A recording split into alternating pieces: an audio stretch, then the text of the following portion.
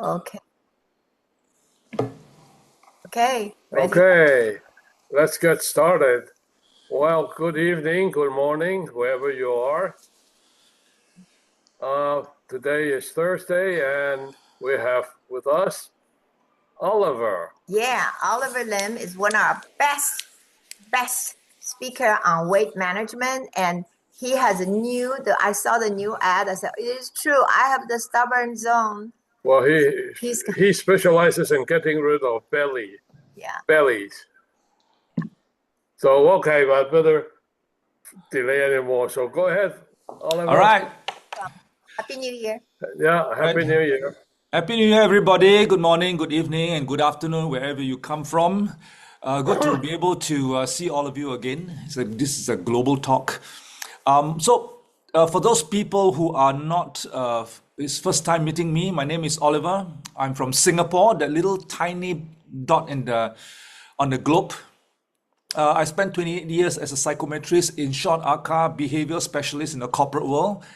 And I've been trained in the local tertiary institutions on the science of nutrition and body metabolism and weight management nutrition. So basically, formally trained. We are not like, we're not Google trained. We are formally trained in a local tertiary institutions.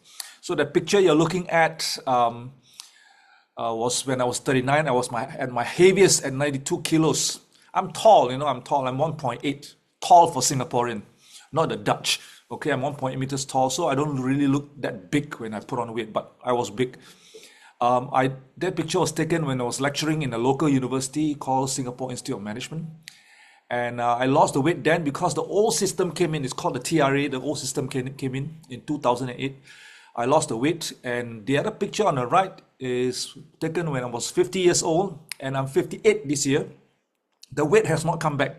So losing weight is the easy one. Holding it off for 18 years takes some kind of knowledge and understanding of how our body works and how our environment works with us. And so today I'm going to share with you something on the internal zone, the inside world of your body. Okay, I call it the stubborn zone. Okay, what you see on the outside has always been brewing on the inside. What if I say to you today that if you understand what brews on the inside, you will probably understand how to handle what's on the outside. All right, so that's the whole talk today. All right, so I'm going to go ahead and share with you. First of all, some food for thought, some interesting facts. I got some data here. Now, question: how many of you just interact with me with your chat group or whatever the chat? How many of you know someone who has the three highs, whether it's high cholesterol, hypertension, and high blood sugar? Anybody? If you know somebody, just click an 8888 in the chat group. If you know somebody who has either a high cholesterol, hypertension, high blood pressure, or everything.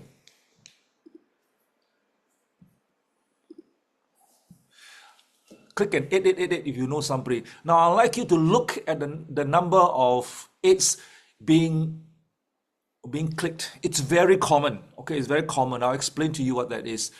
But it's so common, almost everybody knows somebody or it's happening to themselves. Okay, so this is a very common thing. Now, the second question is, how many of you know someone who has some form of cardiovascular disease, a history of heart attack, a stroke, or a stent?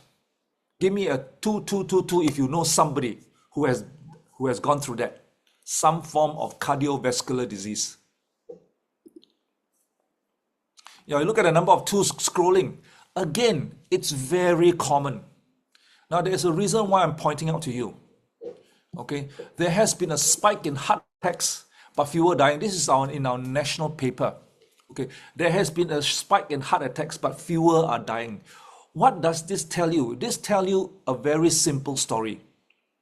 Our medical advancement is so good that if you do get a heart attack, chances are that you will not drop dead.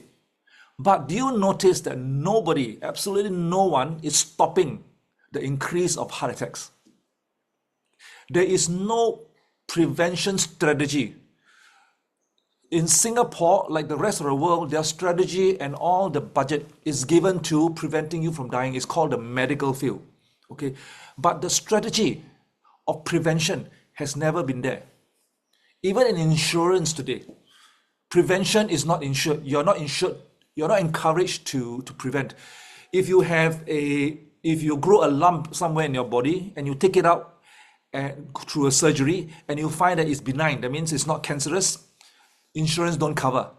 Until they find it's benign, until they find that it's cancerous, then insurance will cover. So just taking out the lump to prevent, you're not covered. Nothing in the world, money is not preventing, is not doing the prevention part. Money is doing the repair part. And it's a very scary thought. We should be doing prevention most of the time. And in Southeast Asia, there has been a surge of heart disease, in specifically 148%. Still, nobody is preventing it. And this data does not come from US or anywhere in the world. It's just Southeast Asia. Okay, I'm pretty sure in other parts of the world, there may be higher numbers and more are getting heart attacks and strokes and all this, but nobody, very little effort has been done on prevention. So today we're going to talk about prevention. All right. If the governments are not going to help us with prevention, we will do it ourselves. Okay. So why is it so dangerous? Well, first of all, your organ fat literally choke you of oxygen. Do you know that you drop dead in minutes when you don't have oxygen? But here's what happens. These are two MRIs. These are MRIs, a scan of two young ladies. Okay, one of them is 240 pounds. The other one is 120 pounds. The difference here is they have the same height, the same muscle mass, the same bone mass. But the difference is this one has a lot of fat under the skin, and they have a lot of fat in the organ, and it's pressing against the heart and the lung. You cannot expand your lung, and your heart is labored when it's pumping. So it's very difficult to breathe. And when you have so much organ fat, you tend to pant when you do a little bit too much walking or strenuous exercise because the lung cannot expand. And can you see it pressing against the bladder here? You go pee, but not much urine. And look at this bladder over here is well expanded. Now, I've given this talk in over 56 schools and some local universities.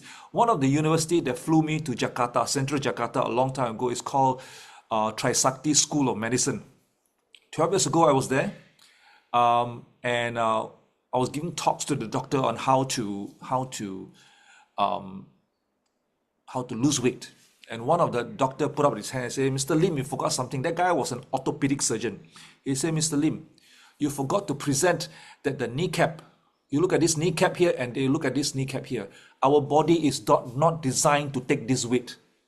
You don't take the weight off, that kneecap will wear out, and that's the reason why kneecap surgery is so common. Kneecap injection is so common today. Okay, why wear it out? We got to get rid of the fat weight." All right, so, and on top, you look like this is choking. Hey, by the way, those of you who have been a mother before, did you remember when you were 9 months pregnant? The fetus was pressing against your lung. The fetus was pressing against your bladder. You go to the toilet, you pee very often, and when you walk a bit too often, you pant. Okay. Now, when you have high organ fat, you have exactly the same symptom, the breathing symptom, except that it's permanent. Okay, so it's that dangerous. And on top of that, people say, "So, okay, I can still breathe," but I say, listen carefully. Science have shown that when you put on weight around your organ and putting on fat around your body, it also grows fat in your tongue. And when your tongue becomes a bit on the big side, and when you lie down, it collapses, especially as you age, it collapses and it chokes your pathway. That's the reason why people snore. That's the reason why some people have breathing difficulties when they sleep. So yes, it's important to remove. Don't underestimate the fat. You think it grows around your waist only. No, it grows in your tongue and it fattens your tongue, and this is science. Okay, be careful with that. Now, I'm going to show you a quick video. It's a 2-minute video of an autopsy. You will see what organ fat is it's like. Now, if you, after watching this video, you know, where he cuts up a dead body and show it to you, open up the stomach and show it to you. If you can't sleep, don't blame me, blame the person who invited you to this Zoom talk, okay?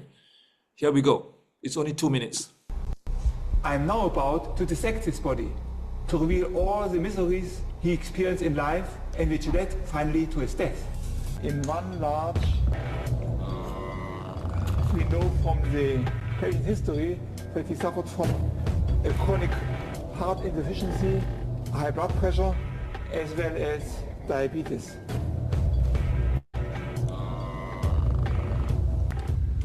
All the yellow tissue is pure fat tissue. That's his chin. So fatty tissue is everywhere. It all pressed up the heart. So we look for the heart. I cannot even see the heart. I know it as an anatomist, the heart is here, but all the fat. I've taken out the organs of this 25-stone man. It's about 3 times the weight of the entire organs of a normal diet man. Look, the lungs are quite small. Why? Because the heart enlarged, pushed the lungs small, and even more important, the diaphragm was pushed up by all this fat. Here, the left lung, and here, the left lung. What a difference. I never in my life saw such a miserable, heavy, dilated heart. He literally ate himself to death. All right. What do you hear the last sentence that he said? Anybody knows what he said last sentence? He literally ate himself to death. Ate himself to death. This is Dr. Gunther van Hagen. He was the one who created the Bodyworks exhibition worldwide. Okay, so my sincere gratitude to the person who donated his body to show this, to create this video. He could save a lot of life. Now, if you're still not worried about, if you have a big belly and all this, that's what's happening inside there. When you don't see it, you don't realize how much fat is covering all those organs, and it's driving your body nuts. Your body every second is going through thousands and thousands of metabolic chemical reactions. Even if you breathe, you put something in your mouth, it's going through chemical reaction to balance out. It's like what I call thermostat. Thousands and thousands of this chemical reaction. It's called metabolism. And you put fat in, like throwing a spanner into your metabolism, and the whole thing goes off. After a while, blood pressure comes. You cannot control your blood pressure, which your body is supposed to. You cannot control your blood sugar, which your body is supposed to do it. You cannot even control your blood sugar, and so forth. Then the thyroid comes in, then you have this, you have that, and things start to clog, and things go crazy. And so the objective is to remove the layer of fat as much as possible. Now, moving on. Today's content, we're going to go through very quickly. I have only a few minutes left. 40 minutes left. We're going to talk about the hormones. Okay, today is going to be a bit more complicated, a bit more scientific. Bear with me. We're going to talk about the hormones inside our body, and specifically, we're going to talk about insulin and glucagon. We're going to talk about leptin and ghrelin. We're going to talk about estrogen and progesterone and GLP-1. Okay, and of course, we're going to talk about how to turn these hormones off or balance these hormones. All right, very quickly. First of all, let's go into insulin and glucagon. These are the 2 hormones. Now, understanding these 2 hormones, you will know how to switch it on and off by yourself. So first of all, when you eat something like carbohydrate and sugar, glucose will be released into your bloodstream. When there is too much blood sugar inside bloodstream, your pancreas will be signaled to release a hormone called insulin. And the insulin's job is to take this blood sugar out from your bloodstream. Okay, because when they leave the sugar in your bloodstream, it will eventually damage the nephrons of your kidney and the capillaries of your retina. That's why diabetics go blind and they have kidney failure. And where does the insulin take the blood sugar and store it? About 10-15% they will put it into your organs and your muscles for burning. And if you don't have enough muscles and you're not moving, 80-85% will be stored as fats in your fat cells. Okay, and as a result, your blood sugar in your bloodstream will normalize. That's how they normalize your bloodstream. However, if you have low blood glucose, you're not eating, there's no food, there's no sugar being released, no glucose being released into your bloodstream, the pancreas will then release another hormone called glucagon. And glucagon will signal to your liver to convert the glycogen in the liver into glucose and release it into the bloodstream, thereby normaling your blood sugar. Isn't wonderful how God created our body? There is a thermostat inside there. Okay, your job is not to damage their function. And a lot of people damage the function by putting on a lot of weight and anyhow put nonsense in your mouth. Okay? So, that's how important the pancreas is. We have to protect the pancreas. That's the little piece of organ attached to your small intestine called duodenum, just below your liver. Okay, and it's not just these hormones. Besides insulin and glucagon, there's a whole host of hormones that this organ releases, and it releases protease, an enzyme into your small intestine. Protease helps your intestine to digest protein. It releases amylase. Amylase helps your intestine digest carbohydrates. It releases lipase. Lipase help your stomach digest fat. So that's how important the pancreas is. And when you have gone into insulin injections, your pancreas has been damaged to a certain level. That's why it's not producing all those hormones. And don't assume that it is only not producing insulin when you're using insulin jab. It is also not producing the rest of the enzymes and the hormones. And guess how much damage you have done to your body. Okay, so it is very important. Now let's talk about how do we protect. Now I'm going to teach you how to protect your pancreas. Now, what damage your pancreas? Number one thing that damage your pancreas is when you go for your lab blood works and you have high triglycerides, high blood lipids. That means there's too much fat in your blood. That one damages your pancreas. What else? If you have gallbladder stone, it damages your pancreas. It flows back. Okay, your bowel juice flows back. Alcohol. Okay. The good thing is I don't drink alcohol. I'm allergic to alcohol. That's a good talent of mine. That's a superpower. I drink alcohol, I get rash all over my chest, so I don't drink alcohol. For those people who has read the news that says 1 glass of wine, especially our friends who love wine, 1 glass of wine is good for health. Okay, that has been debunked. That research was sponsored by the wine industry. Alcohol is toxic, period. Anything that goes in your stomach and your liver discharge it from your bloodstream into your whatever, urine or poop, that's a toxin. Too much body fat is also one of the reasons, because this organ fat is covering the entire pancreas. It will grow and cover the entire pancreas, and this will damage your pancreas. And of course, smoking, that is the obvious one. And today, of course, in the world, there's something called vaping. Vapes are completely banned in Singapore, and I think Malaysia is going through a banning process. So it's very toxic. So if you stop doing all these things, you will save your pancreas somewhat. Okay. Now let's talk about the other hormone called leptin and ghrelin. Okay, leptin and ghrelin. Now, when your body has fats, your fat cells produce a hormone called leptin. Leptin is a hormone that goes into your brain and tell your brain, I am full, stop eating. Okay? When your stomach is empty and it wrinkles up, the cells on the surface of the stomach will release a hormone called ghrelin to your brain to tell your brain, I'm hungry. Okay? You see the balancing act of your body. It's just a wonderful machine. Okay, so here's the hint. When your stomach is wrinkled, that means it's empty, the cells will produce a hormone called ghrelin. How do you know ghrelin is your hunger hormone? When you're hungry, your stomach growls, isn't it?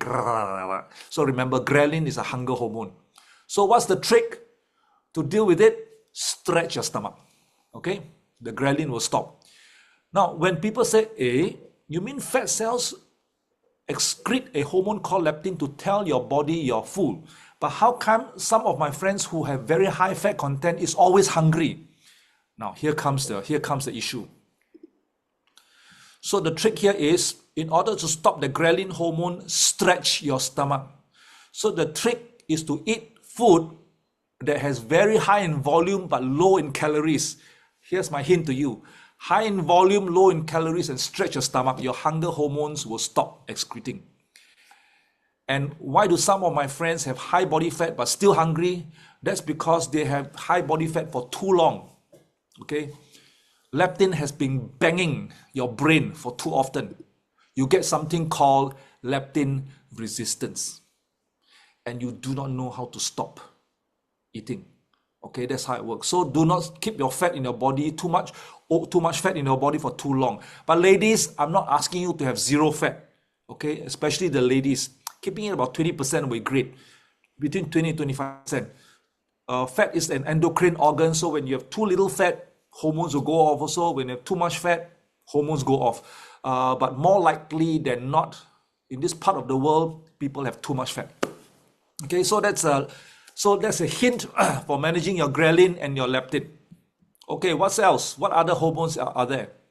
Let's talk about your female hormones called estrogen. Guys, you don't have to worry about this too much, although you do have them, but it's in insignificant amount. You do have estrogen. The function of estrogen, that hormone, is designed to protect your heart, your liver, your bones, your skin, your brain, your breast, your ovary, and your uterus. That's the function of estrogen. It's designed to do this, keep it healthy. Because Mother Nature wants you to stay alive longer than the male species so that you can keep the offspring alive. You can manage offspring. The guys die, they don't care. Okay, but they have this extra hormone called estrogen to keep you alive. And true enough, worldwide lifespan, ladies outlive the men by average of 4 to 5 years. True enough. Okay, and of course the other reason is men are more stubborn. When you ask them to lose weight, they'll say, forget it. My stomach is where my stability is. When the wind blow, I won't fly. Okay, so that's the estrogen hormone. Okay, however, when you have too much estrogen, it has the other effect. Water retention, mood and depression, promotes body fat. When you have estrogen, estrogen gets you to store fats so that when you are going through a famine, they still have the fat to feed the fetus if you're pregnant.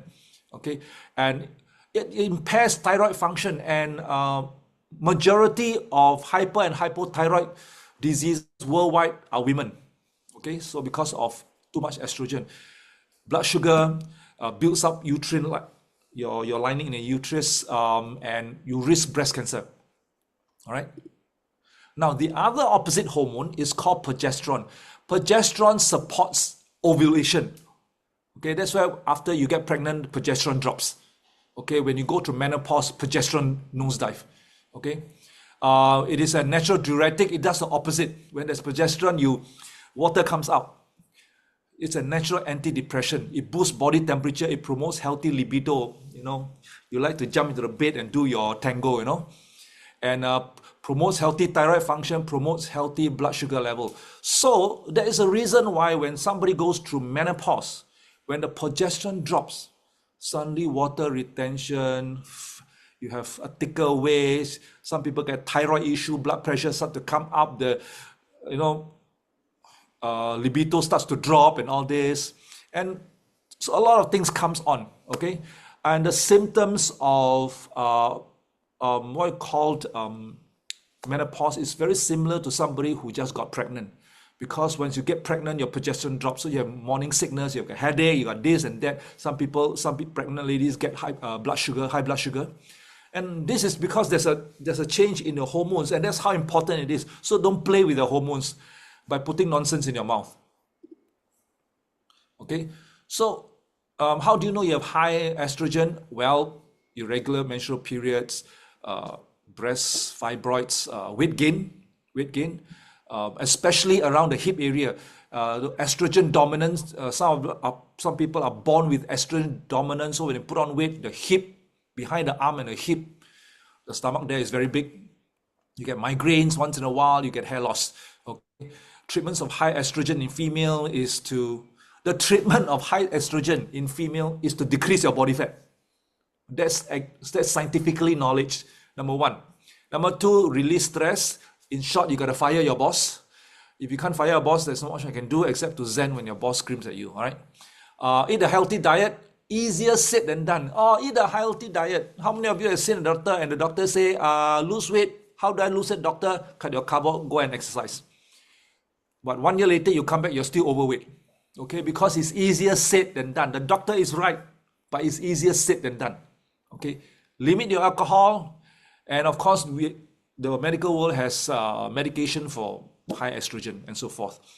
But I would say try it the natural way before you go into medication. It is absolutely necessary when the doctor says it's necessary, but always do it the natural way first. So now let's talk about those people with estrogen dominant. You get it in the hip, you get it in the back of the arm, and it's huge. Okay, ladies, you will outgrow the toilet bowl. It's very scary. The toilet bowl is standard size. You will outgrow it. It's huge, and I empathize. I do not know how it feels, because guys, don't laugh. You don't have this issue. It's very serious problem. Okay, let me explain to you introduce a new term called enterohepatic circulation of estrogen and heavy bottom. That means you can do something about it. You can minimize it. You can minimize it, although you cannot get rid of it totally, but you can minimize it. First of all, if you have too much estrogen in your body will try and excrete the estrogen through the liver, through the gallbladder, and the estrogen will go in through your small intestine. This is called the duodenum, okay, the estrogen. And it will flow through your small intestine to your big intestine to be discharged as poop. However, there is such thing called hepatic portal vein. It will circulate back because it's supposed to be absorbing nutrients, right? This estrogen will circulate back into your bloodstream, keeping your estrogen at a very high level. So the trick here is get the estrogen out of your system. If your body wants to discharge it, let it out of the system. How to do it? Do something with the bacteria inside your system. Do something with the fiber in your poop, so that all this bacteria that produce a certain kind of chemicals, and this fiber will hold on to the estrogen and pull it out into your toilet bowl. Okay, do not let it circulate back. Those ladies with constipation issues, with slow moving intestinal movement, tends to have these issues. Okay, so this is something that this hint I'm going to give it to you. Fiber is your friend. Anything that helps with the healthy growth of the bacteria in your intestine is your friend. All right, and the 3 foods that help estrogen detox. 1, green tea catechins. The catechin in the green tea will help the bacteria inside there to flora into the correct strain, and it will help to remove your estrogen to a certain extent. Fiber. If you're not eating enough your vegetable, try psyllium husk, try oat bran. Oat bran, not instant oat, oat bran, okay? And of course, anthocyanin, the purple antioxidant, has scientifically been studied and known to increase the good bacteria in your stomach that produces a certain chemical that holds on to your estrogen, and it comes out with your poop. Okay, these are the 3 natural food, and these purple antioxidants are found in your black colored, your purple colored, your dark red colored fruits and vegetables. All right, and people are not eating enough. They are eating the dark colored beef, the dark colored dark chocolate. Okay, they are not eating enough of the dark colored fruits and vegetables. And the last but not least, the last hormone, the very important hormone that I would like to explain to you is called GLP-1. It's also known as glucagon-like peptide 1. How does it work?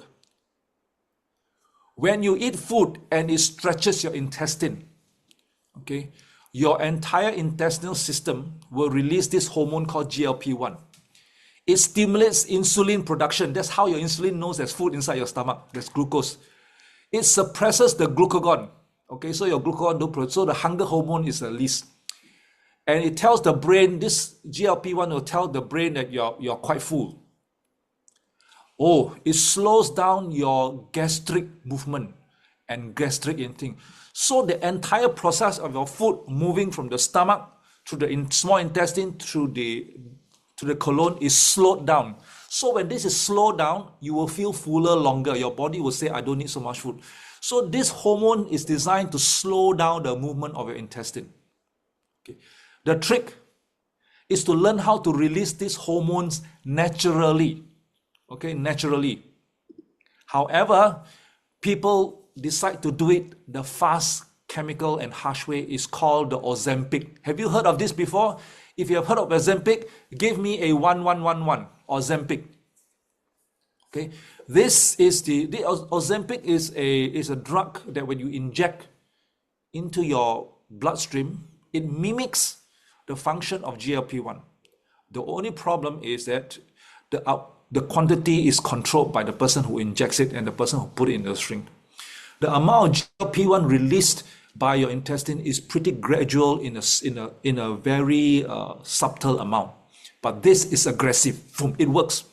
Now, this kind of drugs are absolutely important. When a doctor issue it, is absolutely important, especially if you're morbidly obese. If you're so big that your obesity is affecting your health, then this one becomes beneficial. And the known side effects that the medical world, the pharmaceutical world will tell you is, oh, it causes some nausea, vomiting, diarrhea, abdominal pain, and constipation. Of course, constipation, it slows down so much of your intestinal movement. Of course, you get constipation. Okay, so and vomiting, because there's so much food not moving out. You don't feel good, and nausea and so forth. But the potential long-term effect is cyclical vomiting and intestinal obstruction, because there's so much that some people just cannot respond to it. It's just the food just stops moving.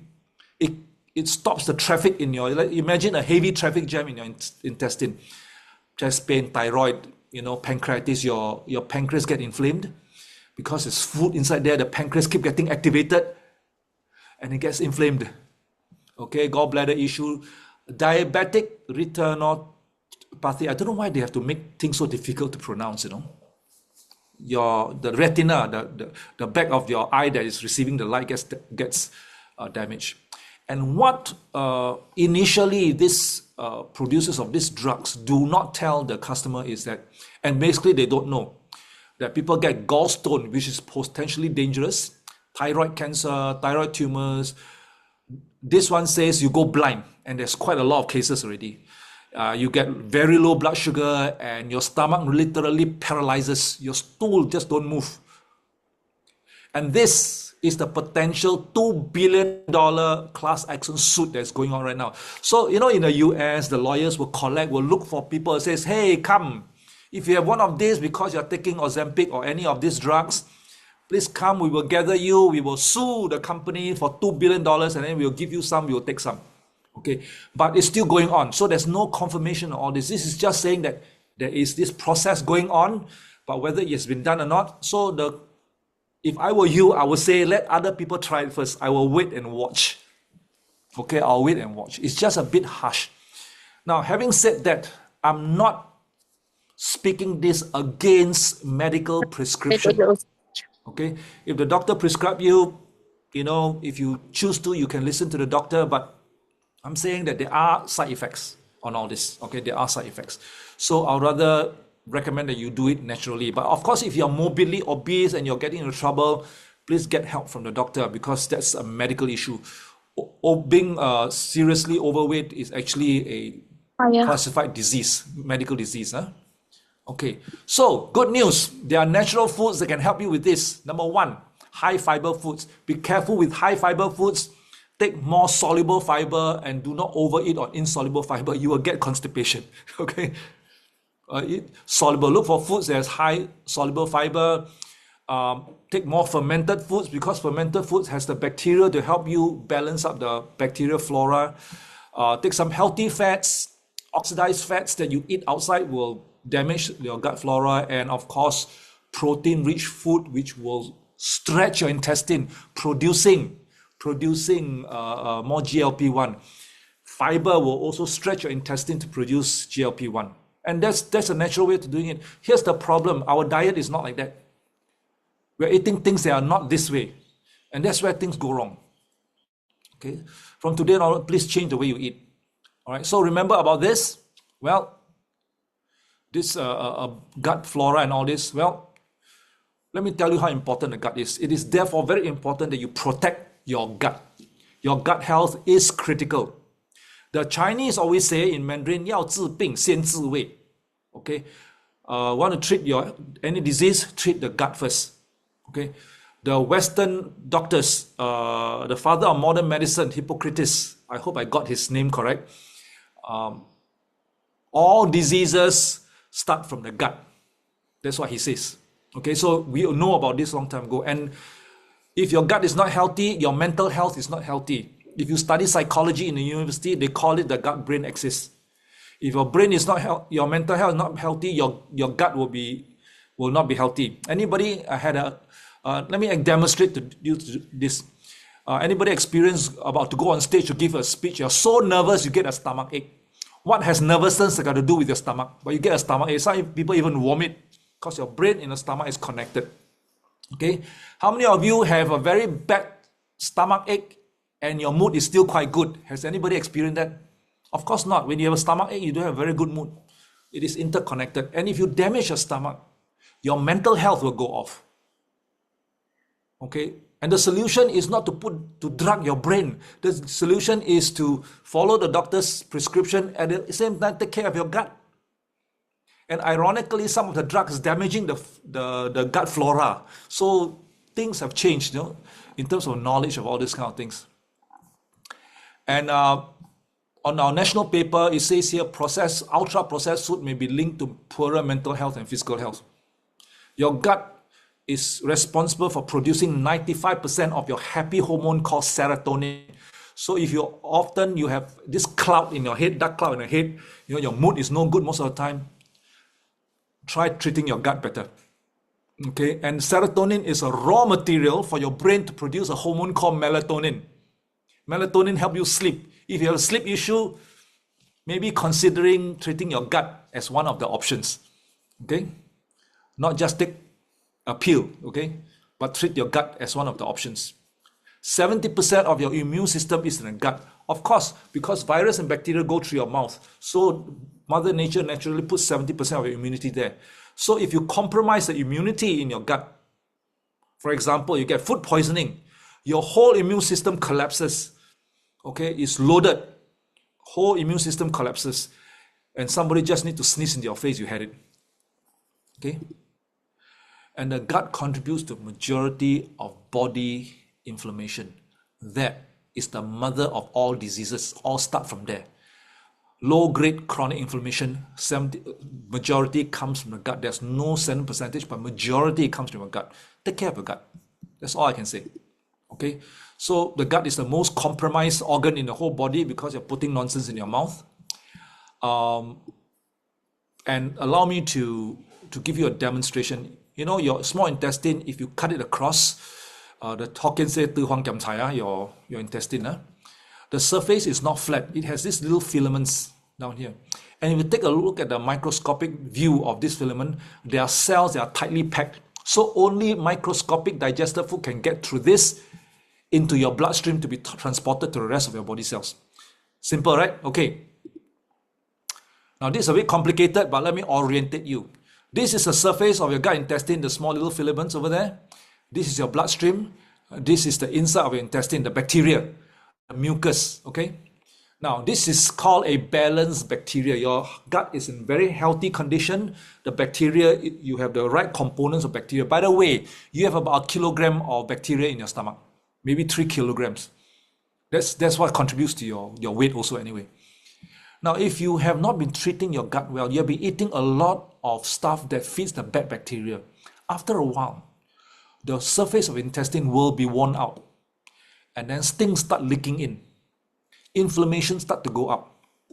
If you still don't take care of it, you get the tightly packed cells get pried open by gluten, by the bad bacteria, by whatever you've been consuming. It's called a leaky gut.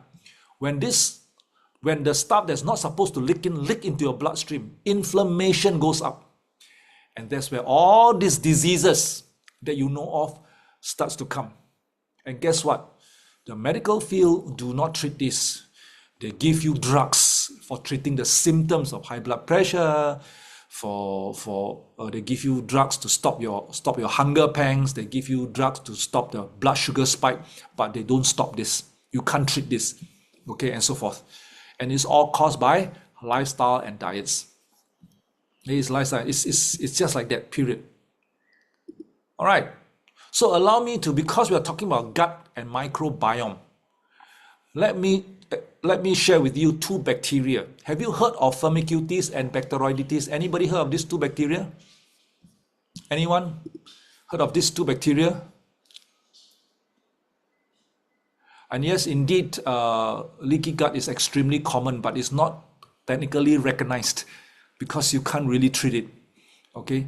Anybody knows this too? Yeah, most of you have not heard of this, and I'm asking you for the sake of asking because not many people heard of these two bacteria. But these two bacteria has been on research on the scientist table for a very long time.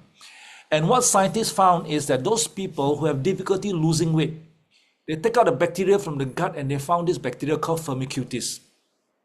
And this bacteria causes inflammation and insulin resistance. It is a good bacteria, but too much of it causes insulin resistance and inflammation. That's why they cannot lose weight. And when they go to a skinny person or somebody who's not putting on weight, and they pull out the bacteria, they found majority Bacteroidetes. And what these scientists do is they take this bacteria, they insert into the colon of this gentleman or person, and they take this bacteria, they insert into the colon of this person. This person lose weight, the person get weight. And they say, aha, it is not the genes that you inherited from your parents. It's the bacteria that you inherited from your parents. And as you get older, this bacteria grows, especially if you're not eating properly to benefit this particular bacteria. So the idea is to lower this and increase that bacteria. Okay. And there are two natural ways of doing it. Two food ways of doing it. Long-term sure solution of repairing that gut flora. One way is to avoid sugar. The other way is to avoid gluten. Okay. Avoiding gluten. Oh, don't eat all this. Then especially those in Asia say, I don't eat all this. These are Western food. I don't eat all this. I don't take all this gluten. I say, really? This is our Chinese mee pok. It's made of wheat. It's gluten. I said, oh, okay, I'm vegetarian. I don't eat all this. Really? This is vegan chicken and vegan. All these are solid gluten. They extract the gluten and remove all the carbohydrate and all the starch, and they concentrate and make chewy mock meats. And guess what? All your soy sauce, you don't believe me, you take your soy sauce, you look at the ingredient list, there's wheat inside there. Everything has gluten. Okay, so you cannot literally avoid gluten. You can avoid the obvious ones, but you can't avoid those that you don't see. Then people say, okay, I'll avoid sugar. And I say, these are the sugars. I'm not a sweet tooth. I don't eat all these things. I say, are you sure?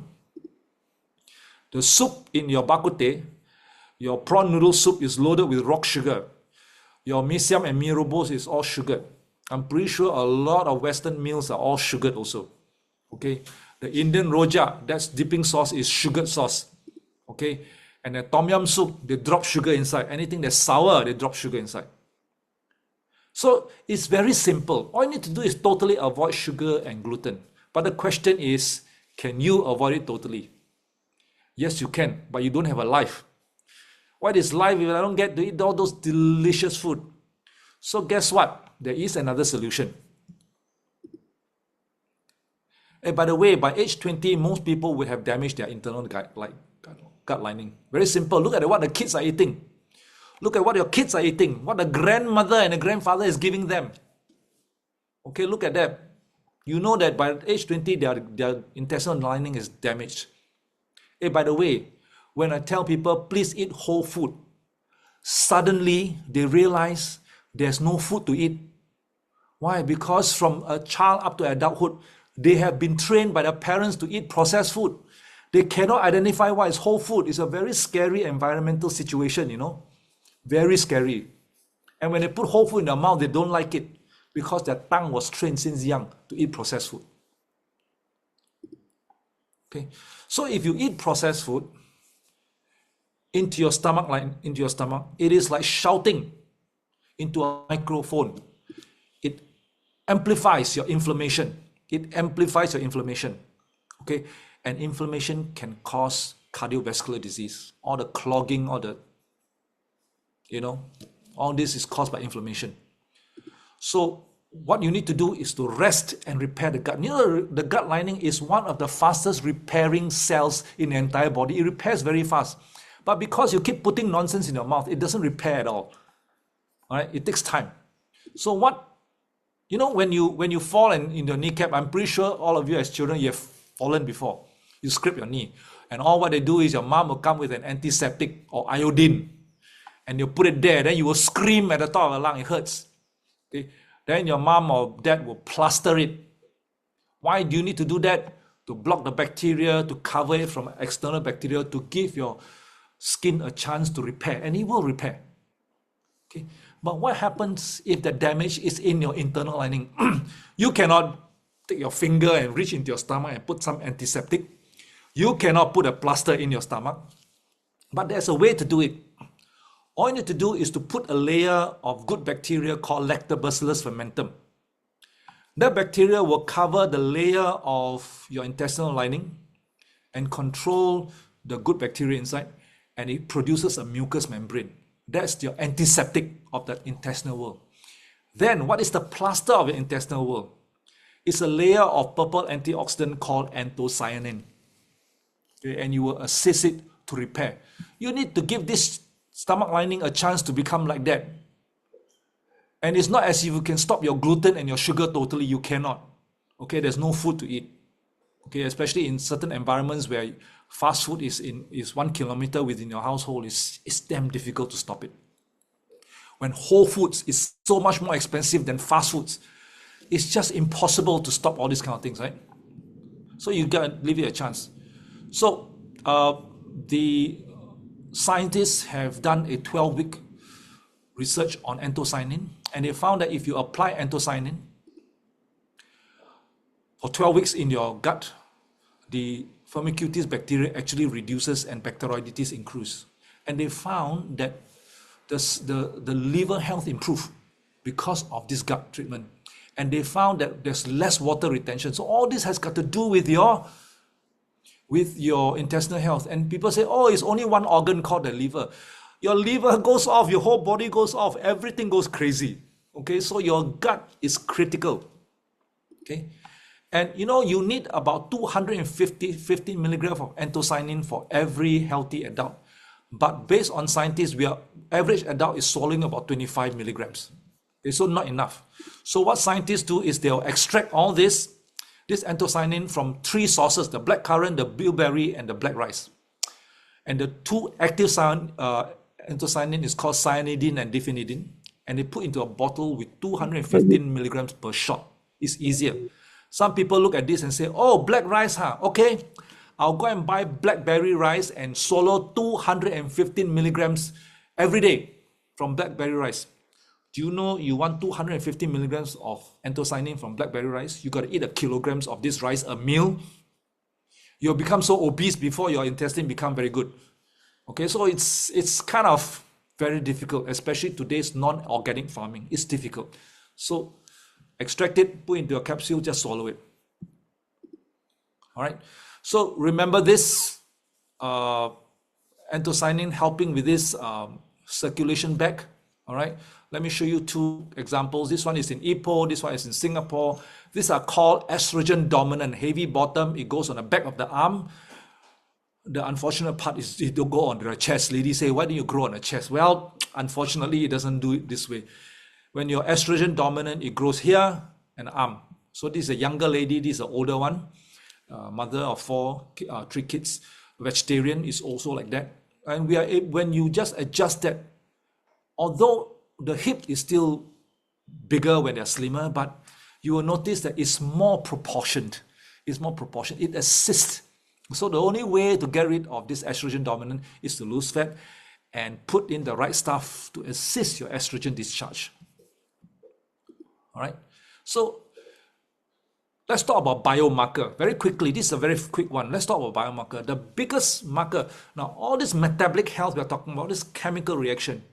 Okay. The biggest biomarker that tells you your metabolic health is not in check is when you have high body fat. Full stop. Nothing else to look at it. Full stop. High body fat. Okay. High body fat. Okay. So go and get the body analysis, whatever machine you have, to see how much body fat you have in your organ, your body, and so forth, and break it down. Okay. And there are other measurable biomarkers of metabolic health. Other biomarker. One of them is called your blood vessel elasticity, and it can be measured using the typical blood pressure measuring machine. But a lot of people will look at the systolic and the diastolic and see the high one, they scream, they take a, but I'm going to go further by teaching you how to look at how much your blood vessel is hardening. Okay, for example, if you take the systolic, you minus the diastolic, you get something called the pulse pressure. The pulse pressure tells me how much your arterial wall has hardened, and that gives you a lot of metabolic disease. Okay, for example, I just measured my blood pressure. It is 109/71. So I take 109 minus 71, my pulse pressure is 38. And your pulse pressure should be below 25% of your systolic. Okay, no, I mean if your pulse pressure is below 25% of your systolic, I beg your pardon, chances are there are heart failure and high blood loss. When people lose the blood, they have an accident, they lose a lot of blood, their pulse pressure drops, okay? Or there's heart failure in some form. Heart failure means the heart is not functioning well. My pulse pressure, therefore, should not drop below 27, and it's 38. Great. Okay. Now, if your pulse pressure is above 40, there are it is suspected that some stiffening of the arteries or atherosclerosis. See, these scientists have to give you names that you cannot pronounce, so you can pay them, Just say stiffening of the arteries, cannot, no, they have to say all these kind of things. Okay. So, pulse pressure above 60, high risk, 40, stiffening. So mine is 38, just right. Hold it there. Not too low, not too high. So that's one of the indicators. You can go and get your blood pressure measure and look at your pulse pressure. Okay. And another biomarker of cardiovascular disease is cholesterol over total cholesterol over HDL cholesterol. Is called the cholesterol ratio. This is what most of the report will say, your cholesterol ratio. Okay, that is one biomarker. But some scientists and medical world, they say there's another biomarker which is as important, if not more important, but people are not looking at it because it doesn't appear on your medical report. And that is your triglyceride over HDL ratio. And you can calculate yourself. Okay. This is the US ideal. This is other countries' ideal, right? I don't know why the US have to have a different definition, but they do have. So it should be less than all these numbers, right? So if I just calculated mine. I did a recent blood serum test. My triglyceride is 0.88 millimole per liter. My HDL is 1.87. So I take this divided by this. My triglyceride HDL ratio is 0.47. Okay, which is below this. Okay, this is under high, and this is under extremely high. Okay, so my triglyceride and HDL ratio is okay. Okay, in that sense, you can go and measure it. Go take your blood report and start calculating, because they don't do that for you. I mean, not all. In Singapore, especially, most of the report will not show you this. They will only show you this. Okay, and I did ask a medical doctor who interpreted these results. Whether it's pattern A, pattern B, LDL, and about this triglyceride HDL ratio, and his answer was very simple. Even we show you all these numbers, there's no drug to deal with it. And this one, we have a drug to deal with it. So which means if there's no drug to deal with it, they don't want to see it. Okay. And another biomarker for oxidative stress, that means cause your arteries to choke, cause the hardening of arteries, is called an antioxidant measurement. When you get scanned by a biophotonic scanner or a Prism IO, it gives you a score. The score tells you how much carotenoid is active in your bloodstream and into your skin. That gives an indicator that when you have high antioxidant, you tend not to have high oxidative stress in your system. Okay, so for biophotonic score, should be above 42,000. My score is above the green zone and so forth, but my score is 42,000 and my Prism score is 530. So I have although my biomarker for the blood test, all this is all right, but I think I have still a long way to go for my oxidative stress biomarker, which is measuring basically our body nutritional level. Okay, so I would want to improve that. So in summary, if you're able to watch your pulse pressure, your triglyceride over HDL ratio, and your antioxidant score, it correlates to, and all this correlates to your body fat, your diet, and your lifestyle. Period. It's a very good summary of your metabolic health. Okay, so let me show you what happens when we bring down body fat and visceral fat. This is high blood sugar with a drug, and the medical doctor advised her go and lose weight. Losing weight is our expertise. I brought it down to 5.7 with the drug, of course, and of course the doctor removed some drugs. The doctor asked her to lose weight. That's another solution. This is Pauline. Pauline is inside here. Pauline is in the top. She had 24 years of diabetic. Last 6 years she was on insulin jab. Just 3 months of getting us to coach him and bring down the fat. Okay, just by a little bit. The doctor took out, the doctor, not us, the doctor took out 75% of her diabetic drug, including her insulin jab. Okay, remember, I advise you this.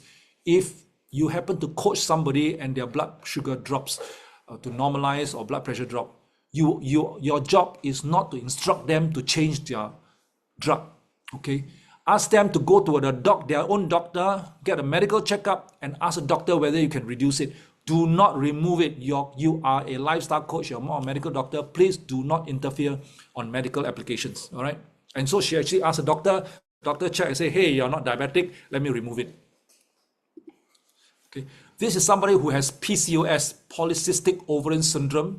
And one of the so she has polycystic ovarian syndrome, she has belly fat, and she could not get rid of it. Okay. And one of the symptoms is the body fat keep increasing. So we put her through the program. In 3 months. She lost 8 kilos and eventually she took off 10 kilos. And here's the good news. About 1.5 years after she hold on to a weight loss, which we taught her to, she came with her lab report and says, Oliver, something funny happened. The polycyst disappeared. My doctor said it disappeared. Did your program cure it? I say no. Our job and our programs and products is designed to help you lose the fat. Did the doctor tell you polycystic syndrome, the only solution is to lose weight? She said yes. Okay. As a result of losing the fat and not putting nonsense in your mouth, your body then have a chance to repair. So it's your body's own repair. If you keep putting nonsense in your mouth, you keep keeping the fat weight on, your body cannot repair. Of course, it doesn't go away.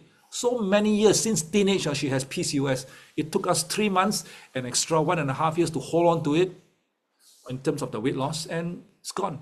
I'm not saying that it's scientific that every weight loss will treat this. I'm saying it happened to happen to her. Okay, it happens to happen to her. This one has fatty liver, no PCOS. She has high triglyceride, high blood sugar, high triglyceride, high cholesterol. She has high belly fat and couldn't get rid of it. It took us 3 months. In 3 months, her 12 years of fatty liver enzyme nosedive.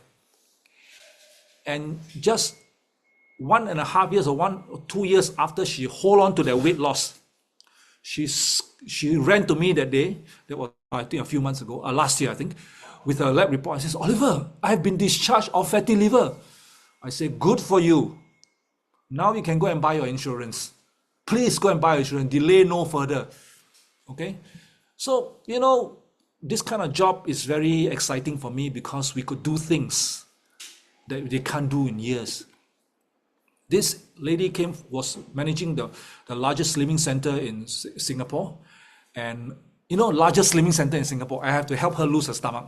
She couldn't get rid of her stomach. And she joined us in the business. This picture was taken late last year at age 58. Her son is 24 years old. She managed to maintain this app at age 58. Okay.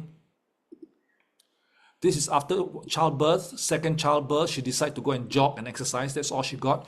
She put through a program, our TRME program in Singapore. That's it. And then at age 54, she got very nice abs. She's 56 this year. Okay. If you want to see her, come to Singapore. You'll get to see all these ladies. They are real. All you need to do is come to Singapore and you see them overweight. That means I bluff you. Okay. Not only are they real, they are also alive, still alive. I won't show you those people who already did. Okay, this one was our latest one, 47 years old. She's a gym rat. You can go to the gym over and over again. She said, I just cannot get the abs. All we need to do is put her through our program. Look at this.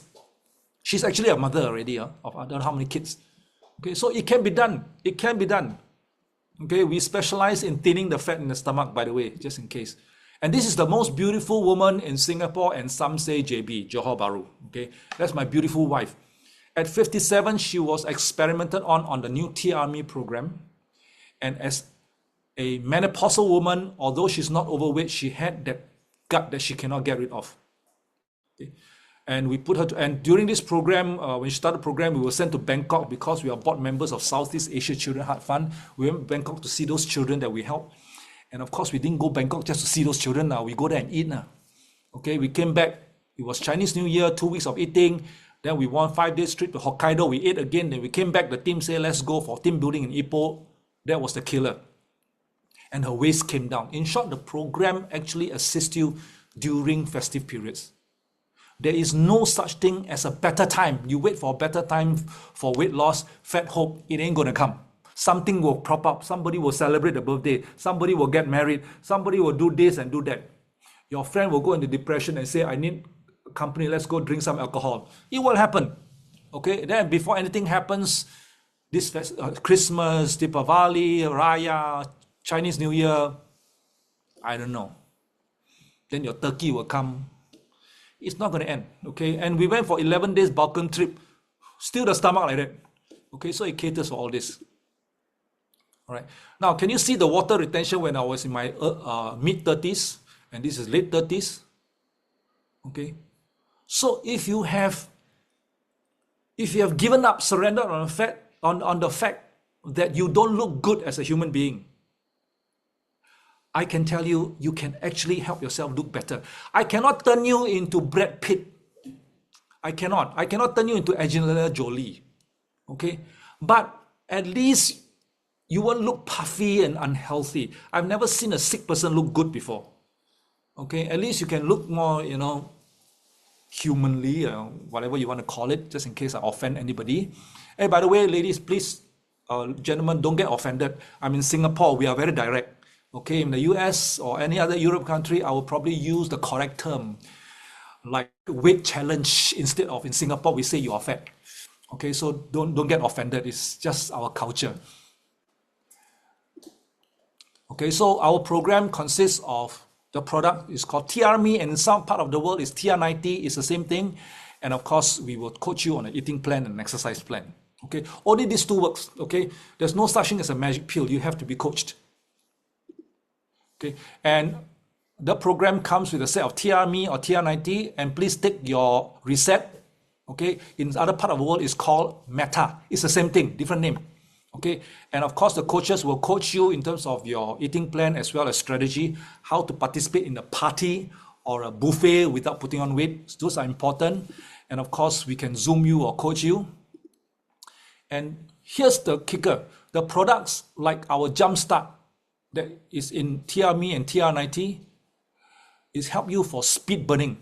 Okay, we have your Trim Shake, which is basically increasing your muscle content, and muscle content helps you with your insulin management. It's a hormonal management. Okay, and there is something called MyAge. MyAge blocks the absorption of carbs and sugar. Okay, and it directly regulates your insulin and decrease your ghrelin. Okay. And we have things like your CS control, and it helps you in your insulin spikes and crashes. It helps you with your appetite and your blood sugar, your mood, okay, your mood. We have things like MC complex that helps you with maintaining the muscle, modulates sugar uptake and therefore your hormones. And we have things like this that regulates the rest of the hormones. So the product will assist you in your hormonal management and your mood and all this. And we will teach you a set of eating plan that helps you further with that. And hopefully when the product ends, you're able to manage for the last 18 years like me. Okay, so here's my conclusion. Buffets do not make you fat. Bad choices do. No one is addicted to food. Most are addicted to salt, sugar, and fats. Okay, let's do what I call TRME and TR90 together. So what I will ask you to do is to call out the sponsor who gave you this link. Say, show me TRME, TR90, and show me how it's done. Okay, that's all I can advise you to do. I know it's going to be a coaching journey, but it's going to be worth it. 3 months of your entire life to learn something that can manage your life right through. And if you are not overweight, if you just want to flatten a belly, perfect program for it. All right. With that, I end this talk. Thank you very much for your attention, and I'm handing it back over to Pat and Margaret. Okay. Oh, I thought you were sleeping already. Yeah. No, the whole time. Very good, Oliver. Thank you. Right. Well, Yeah. for the comments, I think a lot of people are very much interested. One thing I'd like to ask you, Oliver, how Yes. do we start in the U.S.? The products are different. All right. Every country has different product combinations. For example, in Taiwan, they call it the 代谢三宝. There are 3 products, and you just need to put in your coaching program, and it still works. Okay. In US, you got to assemble a few things. If you don't have some of these products, you can assemble the Trim Shake. You can assemble Jumpstart is available. You can assemble with R Square. R Square is a fat burner. You can assemble with T-Green 97. Okay. So depending on country, you look at it. All those builders inside there are well trained in all this. You can assemble your own set. Do you know in Hong Kong, their TR90 or TRME set comes with R Square because it helps burn fat, but in Singapore it doesn't come with R Square. So there's a variation in every country due to whether it's a market thing or whether it's an authority thing. But I coach people in 17 countries. I assemble different sets for them. Okay, Canada well, to Germany. we'll talk a little bit more about this. I mean, I need to look at it. I know, but TR90 doesn't exist anymore in the US. Right. But do you have Yeah. do you still have Trim Shake in some kind of Nope. meal replacement? You don't have. What do you have in the US, for example? We have something called M Smart. It's pretty new. Okay. The M Smart, when you take it, you will lower your glucose and you will make you feel full faster. All right. That's Okay, we very have- similar to our what I call CS Control and my age. Very similar. Yeah, it's glucose control. Yes. Yeah. And then we have New Biome, which is more for gut. Okay. What else do we have that's for Do you have weight? R Square? Do you have R Square there? Yes, we have R Square. Do you have T-Green 97 there? Yes, we do have But we T-Green. do. Okay. We You have can Meta. you have Meta there. You can assemble all this and then put them through a proper eating plan. It will still work. Okay. Okay. Yeah, All right. I've coached people in the US before. It will still Okay. work. Okay. Okay. Oliver, I do have a question. Can you go back to your slide where you said estrogen versus, I don't remember the second hormone? I have a question to this table you were showing us. Progesterone. Progesterone versus estrogen. Yes. You said this table is for women. Is it also valid for men? Men do not have progesterone. Progesterone Okay. help you to ovulate and conceive. Okay. Okay, when you have menstrual cycle, that's when your progesterone actually drops. Then your menstrual, you have bleeding. You know, it's called menstrual cycle. So men do not have progesterone issue. Men has prostate issues. Yeah. Their Correct. urine leaks after a while. Okay, Okay. thank you. You're welcome. Can I ask you a question? Yes. Oliver, this is May. Let me turn my camera on. I'm just not Yes, respect. ma'am. Yeah, I think I always been interested in your. Oh, I applaud your humor. Thank you. I so enjoy your humor. It's I don't know if anybody else gets it, but my husband's a very sarcastic person. So, I mean, I don't mean that you're sarcastic, but your humor is a very interesting. Now, based on that lady asked that question, the same thing. The one's estrogen, one is progesterone, right? Yes. Because the menopause and you just dramatically lose that. So that versus you saying is how does the accumulated belly fat Oh, okay. and through GLP and something is like not making sense to me. Okay. When you go through menopause, your the initial start of perimenopause is when your progesterone drop because you should not be ovulating anymore. So no more function. Right. Progesterone drop. Your estrogen is at a level. There's a big gap. That's where it gives you all those menopausal symptoms. you get hot flushes, etc., headaches, sometimes you feel nausea. That's what happens. Now, after your menopause, now, if you 1 year from your last menstrual cycle, 1 year later, you don't have menstrual cycle, you're officially medically called menopause. Okay. Right. And that's when Right. your estrogen that is produced by your productive system starts to drop. Uh-huh. And when your estrogen drops, your body wants to hold on to the estrogen to have all those benefits like protecting your heart, your bones, your skin, everything. So the body will try and hold on to as much estrogen as possible by growing a layer of fat around your waist, because fat cells produce estrogen. That's why fat men grow breasts also. Oh, I see. And it's very difficult to get rid of the estrogen. The idea is to manage it through your food. Okay? Okay. So So, when you're young, your too much estrogen gives you a fatty issue. When you are menopause, the body hold on to the estrogen around your waist. That's why menopause women seem to have a thicker waist compared to a younger lady. okay, I have one particular question now. I think it just made me think. Because I had a very strong menopause syndrome, right? And then after Symptoms. symptom, yes, sorry, symptom. So I refused to taking the hormone treatment from my doctor. All right. So taking over the counter stuff, and then 5 years after the menopausing, and I met Nu Skin. Okay. So then I was 57, and I start taking the Estera 3, and Okay. because my hot flash, I don't sweat. I get hot flashes so bad from chest and above. I get fire red. It's in a corporate world. It was so embarrassing. So then I found out I had to take double the dosage. So I've been taking double the dosage, so that controls my the hot flash, right? And I realized maybe because I'm taking that, so that's why I cannot get rid of my body fat. Because now I'm 64, I'm gonna be 65. So that's You look very good for a 64-year-old. thanks Very to good. thanks to Nu Skin, but not the body wise, Here above is okay. So right now it's like a chest is chest, the belly is before chest now. So Me too. right. So it's very frustrating, and I also reduce the meal to 2. I take the Meta, double the Meta. Like I'll take 2 in the meal, morning and evening, and then I take a 4 before I go to bed. Okay.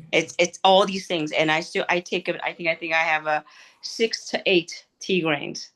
I don't know who else is going through this much, and I'm active person also. I don't have like a very steady exercise, but I exercise through dance, So I don't know. Okay. So here's my opinion. These are medical conditions, especially if you're going through menopause and gone through menopause. I would strongly advise you to go for regular medical checkup, because things go really wrong with other parts of the body. First of all, keep the doctors in tap. Go for medical checkup regularly.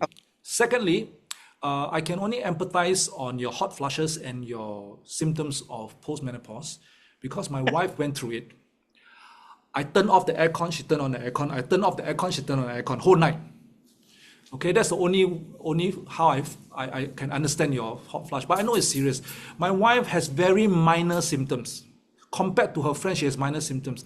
Why? Because of the 2 things she did before she went through perimenopause. 2 things she did.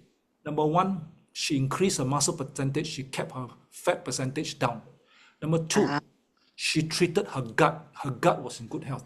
As far as supplementation and naturopathic treatment, functional treatment can concern, you only need to deal with these 2 things.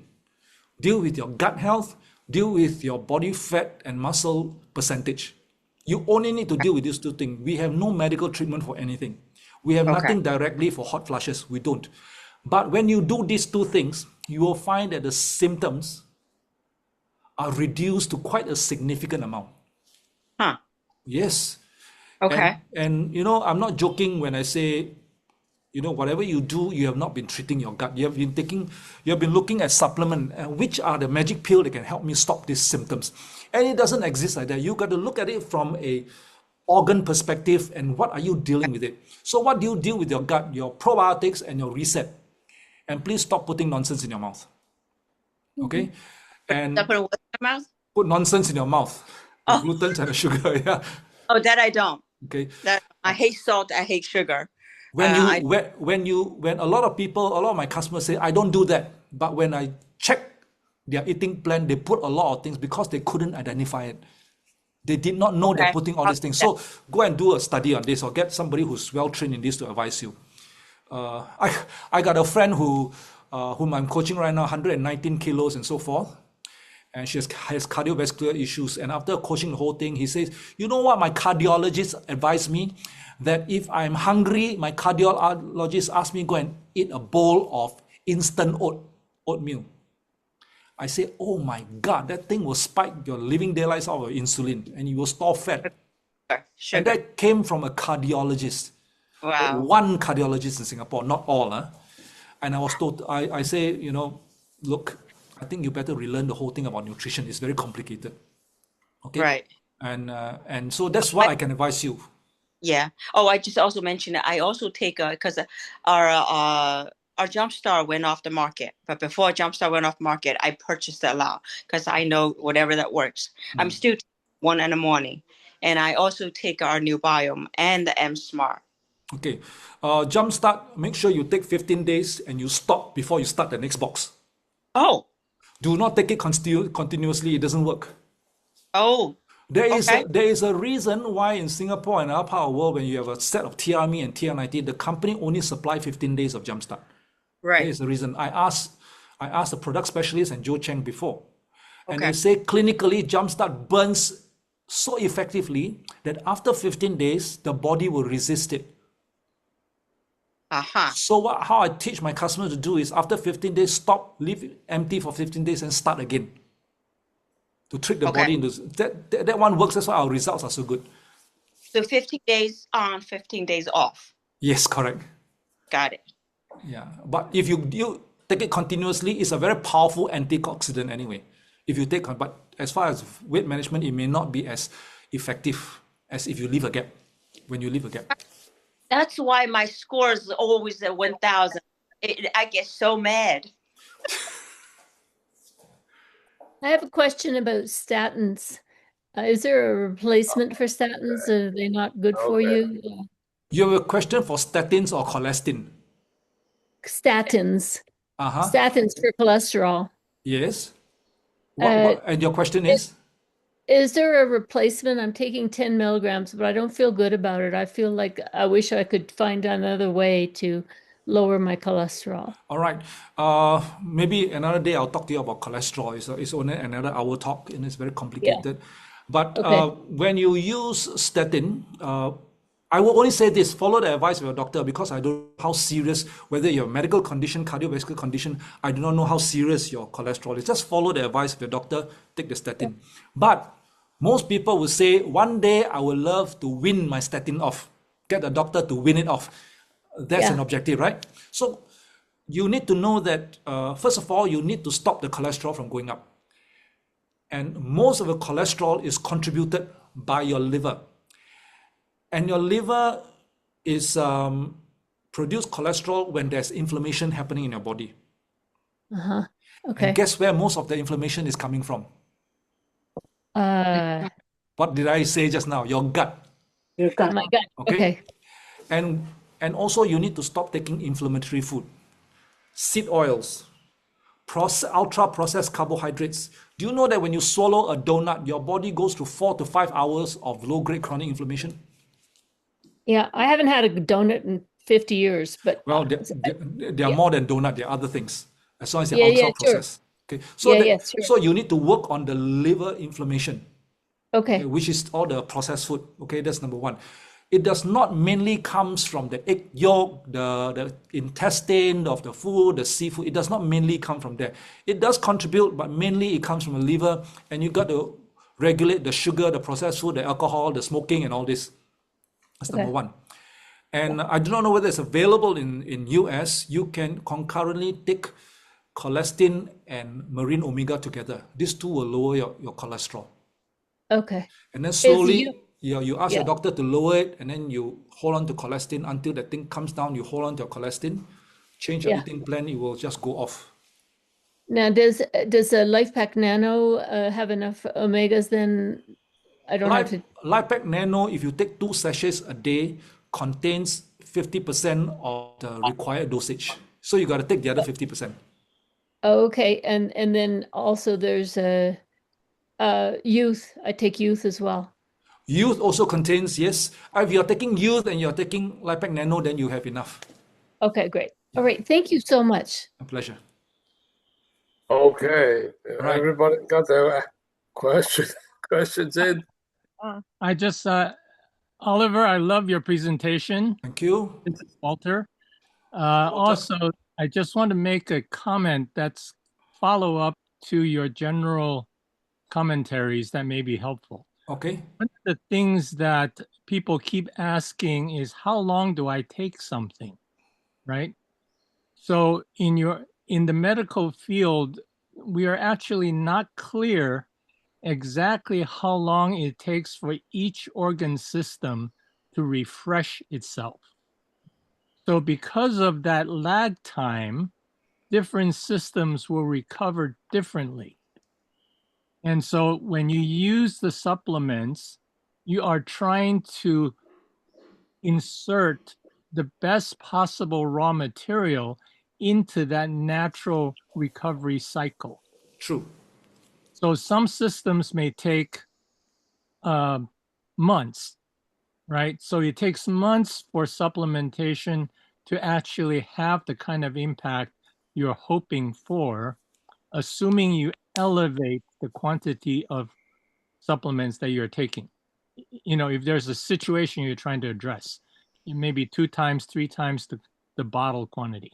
If you're just doing pure maintenance, then it's a long-term thing also.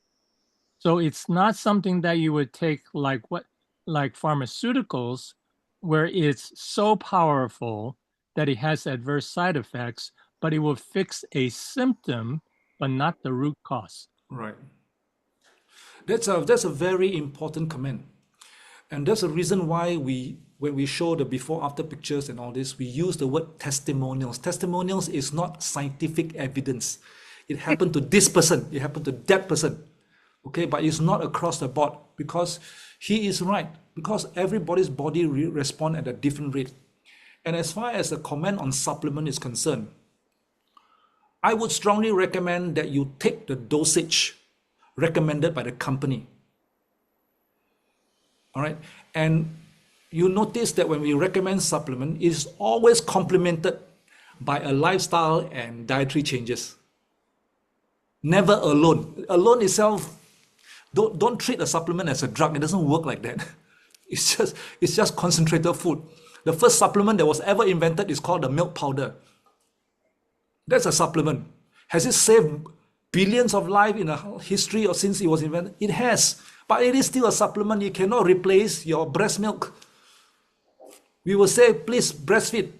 Okay, but if you don't have breast milk, then I think that's the next alternative, and it has saved a lot of lives, billions of them since. So supplements are important, but you need to understand and know how to utilize supplement, not as a drug to treat diseases, but as something for metabolic health improvement, wellness, and so forth, which is as important, if not more important, than the treatment itself. Okay, so last but not least, please follow the doctor's instructions, because diseases are very difficult for us to understand. We are not in that field, but we can do something about prevention, and do prevention. Spend your time on prevention. Prevention takes time, it takes effort, but it's worth it, because sometimes when you fall sick, the drug cannot help you. As you can Absolutely. see, it cannot help you. Okay, So can I yes. can I finish what I was gonna ask you? So shall I continue to take Astera 3? No, Or you continue to take, but what you have not done is you have not focused on your gut health, your fat muscle percentage. okay. Focus on that. And your food, get somebody to coach you on what you put in your mouth. and then go for regular medical checkup because things go wrong when you menopause. Things go wrong. I mean, Okay. go for regular medical checkup, okay, to see things and get treatment if things go wrong, right? That's the best way I can advise you. Thank you so much. My pleasure. Track your own blood work, May. Yeah. No. Your, We had that conversation in the past. your Dr. Lee, isn't it? No. I'm. May and I have had many sidebars. So Yeah, this is a group, that has all the different sidelines, and we all team together to do things. All right. we Yeah. enjoy each other very much. So I loved your talk tonight. Thank you. Walter, you will see Oliver probably in October in Japan. Oh, wonderful. Yokohama. September, isn't it? Yes. September. I'll be there in Japan. We are getting a group over there. Great. All Yeah. right.